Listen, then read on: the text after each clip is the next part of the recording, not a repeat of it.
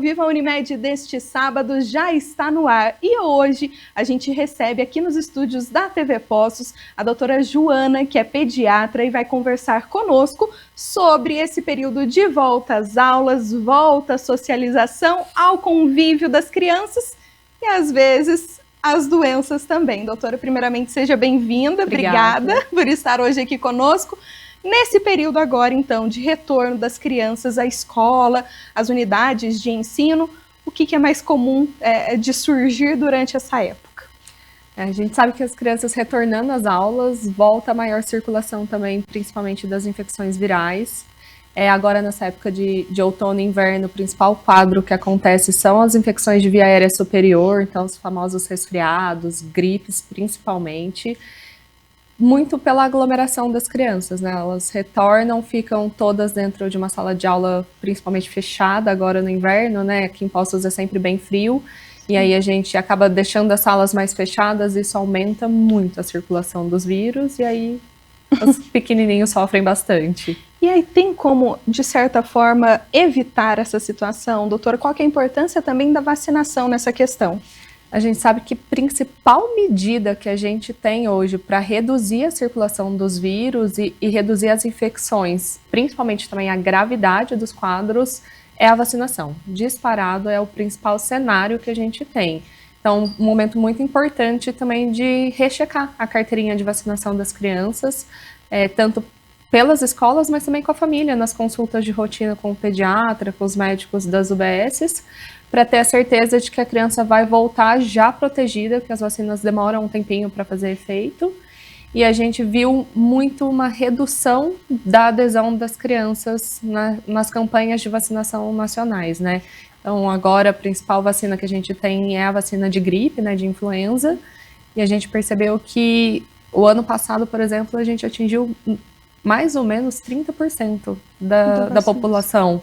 Então, a nossa expectativa era 90%. Então, as crianças ficaram com uma cobertura muito baixa e isso aumenta muito a circulação viral. Como que isso impacta, né, não só as crianças, mas a saúde de maneira geral da população? Essa questão da falta de imunização contra a influenza, mas também contra outras doenças. A gente sabe que as crianças, desde recém-nascidas ali, existe um calendário a ser cumprido. Qual que é a importância disso para a saúde, para o desenvolvimento dessa criança, que vai também se tornar um adulto? A nossa ideia com as vacinações é você expor o sistema imunológico daquela criança àquele vírus, àquela bactéria, de uma forma menos intensa, menos importante do que com a doença, e aí ele cria uma memória, aquele organismo passa a reconhecer já aquele agente, e aí a partir do momento que a criança entra em contato com aquele vírus, com aquela bactéria, ele já tem toda a proteção feita. Então, a hora que ele tiver contato, por exemplo, com o vírus da gripe, ao invés de ser uma criança que muitas vezes vai desenvolver o que a gente chama da síndrome respiratória aguda grave, que é o pior cenário que a gente tem dentro dos quadros gripais, a criança muitas vezes passa como um resfriado, fica com o nariz escorrendo, uma febre, mas vai fazendo as medidas em casa, mantendo a hidratação e a criança melhora. E você vacinando não só aquela criança, mas toda a família, você reduz a circulação, reduz a transmissão e às vezes uma pessoa que não poderia ser vacinada por uma condição específica acaba ficando protegida no que a gente chama da vacinação de rebanho, né? Então, por exemplo, os bebês menores de 6 meses não podem receber ainda a vacina de gripe pela idade. Então, às vezes, aquela criancinha que vai na creche, porque já tem mais de 6 meses, tem um irmãozinho pequeno em casa, que o fato de a gente vacinar ele acaba protegendo também o irmão. O pequeno. Então, é muito importante não só aquela criança que nunca teve contato com aquele vírus, que vai criar aquela imunidade na primeira vez, mas também toda a família acabar se protegendo, e isso protege o ninho, que a gente fala, né? Sim. Protege todo aquele ambiente. Doutora, mês de agosto a gente ainda está no inverno, das doenças respiratórias que a gente comentou ainda estão em alta, e aí com essa volta às aulas, esse convívio, como a doutora mencionou, às vezes a sala um pouco mais fechada, quentinha ali, né? Como que os pais podem fazer para tentar evitar ou minimizar os impactos dessas doenças respiratórias? A gente sabe que nem sempre eles vão conseguir ali controlar a escola, mantenham ventilado e tudo mais. Mas, diante disso, tendo essa consciência, há alguma medida que possa ser feita para tentar minimizar aí? O que a gente orienta é sempre as crianças que estão sintomáticas, né? Então, com sintomas de febre ou sintomas de prostração mais importante, um quadro mais grave, não frequentar as escolas, justamente para tentar reduzir a circulação daquele vírus naquele ambiente. A gente sabe que muitas vezes a creche, as escolas vêm como uma rede de apoio para a família poder trabalhar, mas em alguns cenários, infelizmente, a gente tem que afastar aquela criança daquele ambiente. Quando a criança chegar em casa, a gente sempre orienta as medidas de higiene, né? Então, lembrar de lavar as mãos antes de se alimentar, ensinar os pequenos, quando for tossir, espirrar, não usar as mãos, usar sempre o braço, o antebraço, para manter as mãos mais limpas. Evitar o compartilhamento de talheres, copos, de produtos de higiene, né? Nas crianças pequenas acaba sendo um pouco mais difícil, né? Principalmente os bebês de creche, mas nas crianças que já são maiores, já tem um pouco mais de orientação. É algo que a gente pode falar, não divide sua garrafinha de água com o coleguinha, cada um tem o seu copo, cada um tem o seu talher, justamente para evitar essa transmissão mais intensa. Em casa, em famílias que possuem mais de uma criança, valem essas medidas também de não compartilhar, de repente, esses itens? Com certeza. A gente sempre fala, né, que é muito difícil, porque o irmão sempre chega da creche morrendo de saudades da outra criança, e a primeira coisa que vai fazer é querer beijar o irmãozinho Sim. pequeno ao chegar. Mas é sempre importante lembrar, igual quando a gente fazia na pandemia, chegava em casa, tira aquela roupa, toma um banho, higieniza as mãos, higieniza tudo, se possível lava o nariz, se é uma criança que consegue fazer a lavagem nasal, enfim. E depois vai brincar com o irmão, vai matar as saudades do pequeno que está em casa. Tá, perfeito, doutora. A gente sabe que daqui a pouco também essa questão das doenças respiratórias tendem a diminuir, já que o inverno cede um pouquinho, né? Mas aí surgem outras doenças também. Queria que a doutora falasse sobre isso, mas logo após o intervalo a gente retorna o nosso bate-papo aqui com a doutora Joana. Até já! Na Uniodonto, nossa missão é cuidar da saúde bucal de quem importa, você e sua família. Há mais de 25 anos em Poços de Caldas, oferecemos planos odontológicos acessíveis e completos, com uma rede de dentistas cooperados comprometidos em levar o melhor atendimento. Ao escolher a Uniodonto, você apoia o cooperativismo e investe em um sorriso mais saudável e confiante. Uniodonto Poços de Caldas, transformando sorrisos desde 1999. Nós conhecemos o valor do tempo, da atenção, da dedicação. Porque também somos da área da saúde. E só quem faz parte de uma instituição financeira cooperativa entende o valor de um modelo em que todos são donos, participam e prosperam juntos. E o valor de ter você aqui junto com a gente, fazendo tudo acontecer. Unimed, o valor de quem cuida. O Laboratório Unimed é um espaço amplo, moderno e pensado para oferecer a você uma experiência ainda mais acolhedora e personalizada. Aqui você vai encontrar um atendimento cordial e eficiente, profissionais altamente qualificados e equipamentos de última geração aliados a processos totalmente automatizados. Laboratório Unimed, referência em precisão.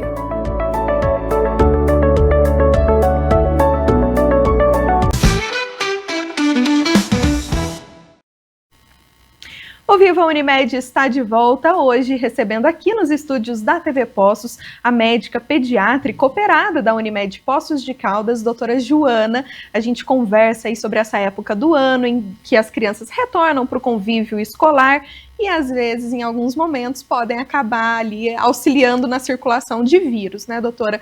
Antes do intervalo a gente estava comentando sobre as doenças respiratórias, mas a gente sabe que agora, com o fim do inverno, elas tendem a diminuir. Significa, então, que as crianças ficam imunes, que não tem mais que se preocupar até o próximo inverno, doutora? Infelizmente, não. A gente sabe que tem uma redução das circulações dos quadros respiratórios, né? Mas a chegada do verão, para a gente, pediatras, significa a chegada das famosas viroses, que o termo médico que a gente usa são as gastroenterites, né? Então, Sim. Aumenta muito a circulação de vômito, diarreia, desses quadros infecciosos, que também são altamente transmissíveis, só muda um pouquinho a forma de transmissão, mas a gente sabe que verão significa, infelizmente, novas doenças. Virose. E por que isso acontece, doutor? E talvez até por que durante essa época do ano?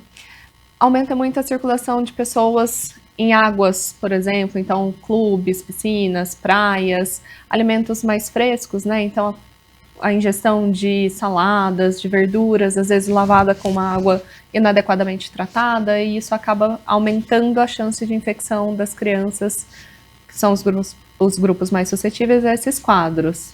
E aí, o que fazer, né? A doutora até mencionou a questão das frutas, verduras. Eu entendo que a higienização seja um fator que pode auxiliar, mas existem outros também? Com certeza. A gente sabe que a higienização desses produtos em casa, principalmente com hipoclorito de sódio, então higienizar de forma adequada, deixar de molho numa água tratada, né, numa água sabidamente conhecida, evitar a ingestão desses alimentos em locais onde, por exemplo, a gente não sabe procedência, então às vezes, principalmente quando vai viajar para a praia, não consumir esses alimentos em restaurantes, em locais onde a gente não sabe se eles foram adequadamente higienizados, e aumentar a ingesta de alimentos que são hidratantes, né, que é alimentos que vão acabar repondo essas perdas que as crianças vão tendo durante o processo infeccioso, o processo de perda ali com os vômitos e diarreia. Questão da hidratação, a água também é importante para as crianças. Como saber a quantidade ideal e talvez até como incentivar a ingestão de água pelas crianças? Um jeito fácil da gente saber é ficar de olho sempre em cor de xixi. Então, muitas vezes os pais se preocupam, falam, o xixi tá ficando muito amarelo, tá ficando alaranjado. Isso significa, obrigatoriamente, pouca ingestão de água. Então, a gente observando uma criança que está hidratada, obrigatoriamente o xixi dela vai estar claro. Então, um xixi abundante, sempre quase incolor. Isso pra gente deixa a gente muito tranquila de que aquela criança está bem hidratada durante os quadros infecciosos. Lembrando que a hidratação com água é a partir dos 6 meses, doutora? Exatamente. Antes disso, mesmo que esteja muito quente, não precisa. Não precisa. Se é um bebê que mama fórmula, a própria fórmula já é diluída na água, né? Então aquela água que o bebê precisa vai ter ali na diluição. E se é um bebê que mama leite materno, ele vai receber tudo que ele precisa proveniente do leite materno. A criança que tem dificuldade, de repente, em beber água, doutora, existem algumas estratégias que a senhora conheça e que possa auxiliar também esses pais? Depende muito, principalmente da idade, né? Nos bebezinhos abaixo de 2 anos de idade, a gente não recomenda a ingestão das bebidas saborizadas, né? Então, dos sucos, mas a gente pode fazer, por exemplo, sorvetes de fruta natural, e aí a gente acaba colocando mais água ali na hora do preparo desse sorvete, desses picolés naturais. E nos pacientinhos maiores, a gente pode abrir mão aí das águas saborizadas, pode abrir mão dos sucos, de outras bebidas que vão acabar hidratando também aquela criança. Doutora, a senhora também comentou a respeito dessa questão do convívio em piscinas, praias. A gente sabe que com a chegada do verão é uma tendência da população procurar por esses ambientes também. Existem alguns cuidados que elas podem tomar ao frequentar esses locais, o que elas também devem estar atentas ao procurar por esses ambientes? Você fala no sentido de tentar evitar a infecção? Isso, exato. A gente sabe que tem algumas cidades que, quando vai ter uma maior aglomeração, esse aumento de risco de infecção acontece. Então, principalmente em cidades praianas, que acaba tendo um maior aporte de pessoas e o sistema sanitário não dá conta de adequar as medidas. O único jeito de evitar a infecção estando ali seria não estar ali. Porque a partir do momento que a criança está na piscina, está na praia, a chance dela acabar não deglutindo água de forma acidental é mínima, né? Porque a criança vai brincar, vai acabar tendo contágio ali. Então, é saber que existe esse maior risco naqueles momentos que a criança está mais vulnerável, mais suscetível a essas infecções, e estar preparado para, quando isso acontecer, saber o que fazer. Então, saber que a gente precisa manter essa criança muito bem hidratada e fazer as medidas iniciais. Questão de exposição solar também, doutora, é um cuidado importante que os pais devem ter com seus filhos? Com certeza. A gente sabe que a hidratação, ela é o tratamento para todas as infecções, seja os quadros respiratórios ou as viroses. A hidratação é um ponto muito importante e principal no tratamento. Então, evitar aqueles horários de pico. Então, se for principalmente crianças pequenas, bebês menores, procurar ir para a piscina ou para a praia nos horários que o sol está mais baixo, então antes das 10 ou depois das 3 da tarde, para manter aquela criança em casa naquele período que está mais quente e evitando uma desidratação mais importante. Perfeito, doutora. Logo depois do intervalo, a gente retoma aqui também a nossa conversa, falando sobre os sinais que devem despertar o alerta dos pais e aqueles que podem, de repente, ser tratados em casa ou com acompanhamento médico em consultório. A gente retoma a nossa conversa daqui a pouco, logo após o intervalo. Até já! Na Uniodonto, nossa missão é cuidar da saúde bucal de quem importa, você e sua família.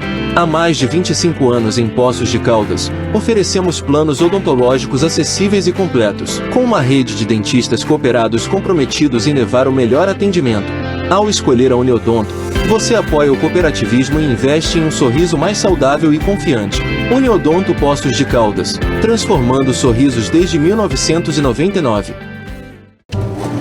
Nós conhecemos o valor do tempo, da atenção, da dedicação. Porque também somos da área da saúde. E só quem faz parte de uma instituição financeira cooperativa entende o valor de um modelo em que todos são donos. Participam e prosperam juntos. E o valor de ter você aqui junto com a gente. Fazendo tudo acontecer. Unimed, o valor de quem cuida. O Laboratório Unimed é um espaço amplo, moderno e pensado para oferecer a você uma experiência ainda mais acolhedora e personalizada. Aqui você vai encontrar um atendimento cordial e eficiente, profissionais altamente qualificados e equipamentos de última geração aliados a processos totalmente automatizados. Laboratório Unimed, referência em precisão.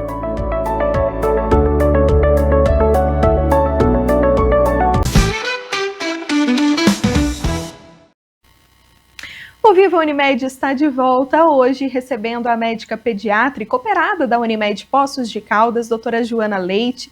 Doutora, fala pra gente então, quando esses pais devem ficar atentos aos sinais, a despertar ali realmente o alerta de que algo não está bem e que precisa de um acompanhamento mais imediato através de um pronto atendimento.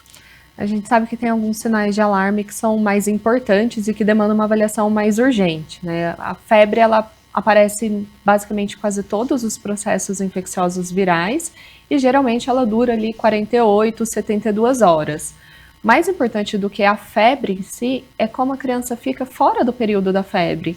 Então, se a criança fora do período da febre, quando a gente medica e essa febre é baixa, está ativa, brincando, volta a ficar próximo ao estado basal dela, é uma criança que provavelmente está em frente ali de um quadro viral que o organismo está tentando combater e vai, na maioria das vezes, dar conta de combater sozinho. A criança que está extremamente prostrada, extremamente amuada, ela já chama a nossa atenção, que provavelmente é um quadro mais grave que demanda uma avaliação. Mas a criança que volta a comer, ainda que menos, porque geralmente quando eles estão doentes, eles reduzem muito a ingesta alimentar, mas o tratamento é sempre hidratação.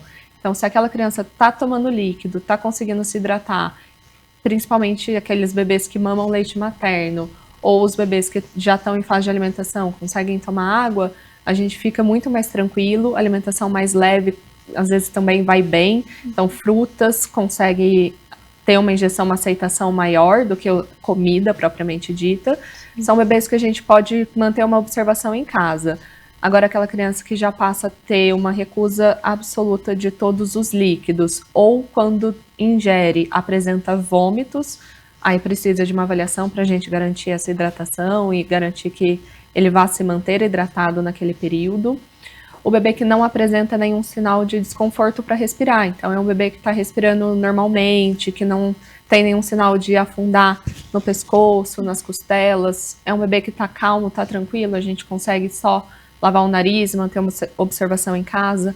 Agora, se o bebê já apresenta algum sinal de cansaço ou esforço para respirar, obrigatoriamente também ele precisa passar em avaliação médica.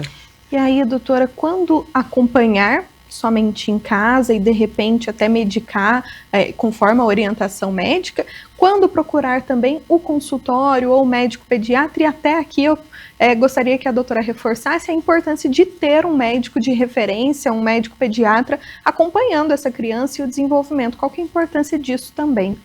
O médico pediatra daquela criança, ele já vai saber muitas vezes, por exemplo, uma criança que tem algum quadro de sibilância, tipo uma asma, ele já conhece aquele paciente, ele sabe como que é mais ou menos o histórico dele. Então ele já sabe quais medicações vão funcionar melhor, quais vão ser as medidas iniciais que a gente pode fazer. E aí muitas vezes é muito mais fácil para aquela mãe, para aquele médico já começar o tratamento com uma avaliação mais tranquila. No pronto-socorro, a gente não conhece o antecedente daquele paciente, não conhece aquela família, e você não sabe como vai ser o jeito que aquela família vai seguir as orientações. Então, muitas vezes, o médico do pronto-socorro acaba pecando pelo excesso, passando um tratamento que muitas vezes a gente poderia, por exemplo, no consultório, tentar esperar o dia seguinte para ver se ia melhorar sozinho. No pronto-socorro, a gente acaba antecipando esse tratamento e usando de forma desnecessária, às vezes, algum antibiótico, alguma outra medicação que a gente poderia tentar segurar. Então, é de extrema importância ter o seu pediatra, para chamar de seu, e tentar sempre conversar antes com aquele pediatra. Às vezes, a gente consegue fazer um encaixe no consultório, se é uma criança que não tem um sinal de alarme mais importante, se é uma doença mais tranquila que a gente pode fazer avaliação em consultório, que não vai demandar um exame de imagem, um exame laboratorial, é sempre muito melhor e a gente evita a procura do pronto-socorro. Em casa, o que os pais têm de autonomia, digamos assim, para de repente medicar? Geralmente são as medicações que a gente fala que é de balcão de farmácia, né? Que são medicações que não necessitam de receita médica para ser comprada. Então, na maioria das vezes, os antitérmicos. Então, percebeu que a criança está ficando ali mais prostrada, está subindo a temperatura, realmente é uma febre que vai começar um quadro infeccioso, medicar essa criança, observar como que essa febre vai evoluir, se você medicando ela volta, a criança volta a ficar ativa, fica bem, ou se mesmo medicando é uma criança que está prostrada e não dá certo, precisa passar em avaliação. A lavagem nasal é sempre muito bem-vinda para melhora de sintoma daquele paciente, né? Então o paciente fica irritado, incomodado, não consegue respirar, não consegue muitas vezes se alimentar de forma adequada pela congestão nasal. Os pais lavando o nariz em casa, a criança já melhora de forma significativa, já volta a ficar mais feliz, mais ativa. E os antialérgicos. Então, se é um paciente que tem algum quadro alérgico que tem uma indicação, o uso de antialérgico é bem seguro. Aí as outras medicações, de modo geral, geralmente precisa de avaliação médica para a gente ter certeza. Doutora, sobre a lavagem nasal, eu tenho a sensação de que ela até ganhou um destaque nos últimos anos. A gente se vê falar mais sobre a lavagem nasal. Qual que é a importância dela, quando deve ser feita, a partir de que idade e como também ser feita? Ela não tem uma idade mínima para ser começada. Às vezes, em bebezinhos pequenos, eles têm um pouco de congestão pelo próprio leite mesmo, e a gente percebe que vai ter um benefício no uso daquela lavagem. Então, uma lavagem em bebês pequenos, a gente recomenda ali a média de mais ou menos 1 ml por mês, quando não tem um quadro infeccioso, que é um quadro só mais uma congestão nasal por leite, por alguma outra secreção. E aí, a partir do momento que o bebê vai ter algum sintoma, bebezinhos pequenos obrigatoriamente demandam a avaliação médica, tá? Então, nos bebês maiores, a gente pode abrir mão da lavagem nasal pela família em casa. Em geral, soro fisiológico sempre morno, aquecido, porque isso fica muito mais confortável e facilita a retirada daquela secreção, que é uma proteína, uma gelatina, se a gente esquenta fica mais líquido. E geralmente antes das refeições, porque a hora que o paciente vai conseguir mamar ou se alimentar, ele consegue comer e se alimentar de forma mais tranquila. É algo que a gente usa muito nos quadros respiratórios, então nos resfriados e gripes, e ele não tem uma melhora assim, não é o que vai fazer o resfriado curar mais rápido, mas a ideia é tentar reduzir as infecções bacterianas associadas e fazer com que a criança passe por esse resfriado com menos sintomas, então com menos incômodo. Em relação ao acompanhamento do médico pediatra, quando que começa esse acompanhamento? É desde a gestação, a partir de uma data, de uma idade mínima, na verdade, e até quantos anos realmente é o médico pediatra quem acompanha essa criança? A gente sabe hoje em dia que a consulta pré-natal é sempre muito bem-vinda para já começar a ter formação de vínculo com aquela família, orientação de como que vai ser o nascimento e o que esperar ali do pós-parto.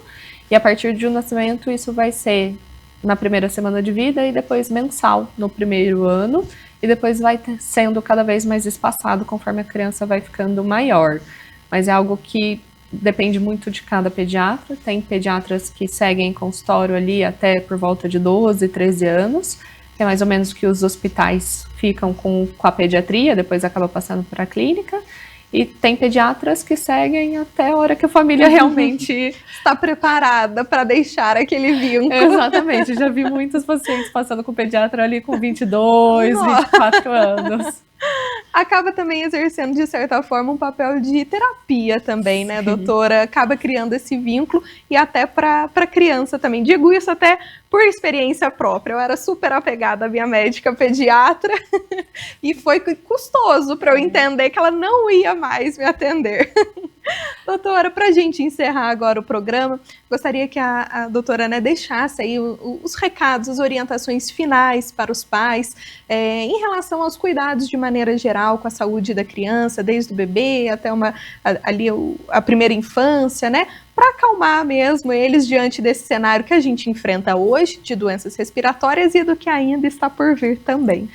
A gente sabe que o primeiro contato ali com as infecções virais assusta bastante, mas as medidas que a gente tem, que é o que a gente conversa sempre com as famílias, então a vacinação é muito, os pais assim, levando as crianças para vacinar já trazem uma proteção muito importante, significativa, uma alimentação saudável, balanceada, de frutas, verduras, de comida de verdade, com pouco ultraprocessado, sozinho não traz um benefício, assim, não é a laranja, a vitamina C que vai resolver, mas um conjunto acaba fortalecendo o sistema imunológico da criança.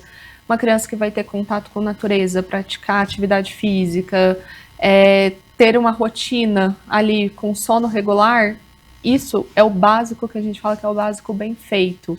Isso traz um benefício para a infância daquela criança e para a melhora imunológica impressionante. Infelizmente, muito mais do que qualquer remédio que a gente possa prescrever, porque seria muito bom para a gente, pediatra, ter uma coisa assim, vou te prescrever um remédio que vai resolver. Infelizmente não tem, é o básico bem feito que resolve a vida daquela criança e traz benefícios futuros. Perfeito, doutora, muito obrigada mais uma vez por estar aqui com a gente, arrumado um tempinho na agenda. Muito obrigada, Eu que agradeço. O Viva Unimed deste sábado chegou ao fim, mas você pode acompanhar este e outros episódios no nosso canal do YouTube, @Unimed Pocos de Caldas. Você também confere conteúdos exclusivos e bastidores da gravação no Instagram, @VivaUnimed. Muito obrigada pela sua companhia, um ótimo sábado, excelente final de semana e até semana que vem.